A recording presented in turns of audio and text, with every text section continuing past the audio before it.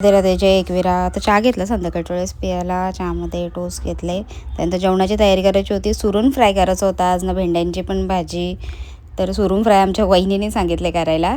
एकदा मी त्यांना बनवून दिलेला तर त्यांना खूप आवडलेला. तो ताई बोलतं करून तसं बोलतं रेसिपी टाका बोलतं. त्यांना रेसिपी पाहिजे होती ही. मग मी असं सुरून मस्त एक पातळ शेपमध्ये कट करून घेतला. त्यात गरम पाणी टाकला. गरम पाण्यात जरासं ठेवला मी. त्याच्यानंतर मग कोथिंबीर आणि लसूण ह्याची पेस्ट करायला घेतली. हे मसाले सगळे काढलेले ह्याची पेस्ट केली. थोडासा पाणी टाकला आणि सुरून मस्त गरम पाण्यातून काढला. त्याच्यानंतर ही पेस्ट टाकली त्याच्यात आणि धना पावडर, हळद, मसाला, मीठ सगळा मिक्स केला आणि मस्त मिक्स करून घेतला. पॅनमध्ये तेल घातलं. थोडासा तेल गरम झाला आणि स्लो याच्यावरच यांना फ्राय करायचे असतात.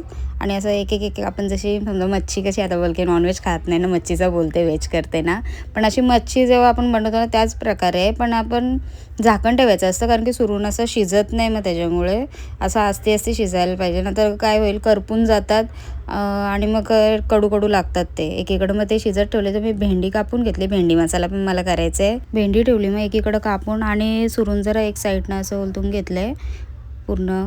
आणि त्याच्यानंतर मग परत मी झाकण ठेवून दिला. स्लो याच्यावर एकदम ठेवलेले. मग मस्त आतून एकदम असे शिजतात. त्यानंतर भेंडी कापलेली त्याच्यात थोडी हळद घातली आणि तिला पण झाकण देऊन ठेवून दिले. एकीकडं सुरून पण अशा प्रकारे आता जरा हे झाले फ्राय. तर मी जरा दुसरे पण टाकले त्याच्यात आणि स्लोवर एकीकडं ते पण शिजत ठेवले. नंतर मग भेंडी करायला घेतली. भेंडीसाठी पण कोथिंबीर, टॅमॅटो, काजू, मिरची ह्याची पेस्ट केली आणि भेंडी थोडीशी तेलावर अशी परतून घेतली.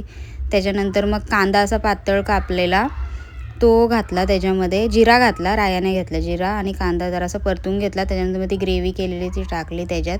ती पण परतून घेतली. नंतर मग मसाले टाकले सगळे आपले घरातले असतात ते. आणि त्याच्यानंतर मग पाणी घात आणि ग्रेव्ही जरा शिजत ठेवली. शिजत ठेवल्यावर जरा मग टेस्ट पण भाजीला चांगली येते. एकीकडे सुरून बाकीचे ते फ्राय करत ठेवलेले ते पण झाले. आस्ते आस्ते करायला लागतात सुरून फ्राय. नसते ते घाईघाईत नाही करायला लागत. आणि एकीकडं भेंडी पण मी घातली. ग्रेव्ही शिजलेली तर कस्तुरी मेथी टाकली थोडी आणि झाकण देऊन ठेवली जरा. एकीकडे सुरून मस्त असे फ्राय झाले, मस्त शिजलेले आणि भेंडी पण झाली. नंतर मग मी घेतल्या भाकरी करायला. उकळून घेतला भाकरींचा. एकीकडं सफेद भाकरी बाबांच्या होत्या भाकरी, मग आमच्या सफेद भाकरी घेतलेल्या करायला. पीठ मळलं आणि भाकरी वाळायला घेतल्या पटापट. आणि मला सगळी बोलतात की ताई पूर्ण ब्लॉग असा टाकत जा. तर मला रोज व्हिडिओ शूट करायला पण असा वेळ नाही भेटत. मला वेळ असं त्याप्रमाणे व्हिडिओ काढते. कारण की रोजचा असा प्रत्येक गोष्ट अशी मला रोजची दाखवायला भेटत नाही की मी हा रोजचा आपला नाश्ता हे आहे. पण मला कधी मध्ये मी शूट करते. मला जसं वेळ असेल तसं. एक आवड आहे म्हणून मी अशी व्हिडिओ वगैरे बनवते. पण बाकी असं कधी कधी व्हिडिओ काढण्यात ना असं काम असं स्लो होतं आणि मला पटापट काम करायची म्हणजे सवय आहे. त्याच्यामुळे मग कधी कधी नाही काढत मी. आणि मग भांडी वगैरे घासली. चला मग राधे राधे.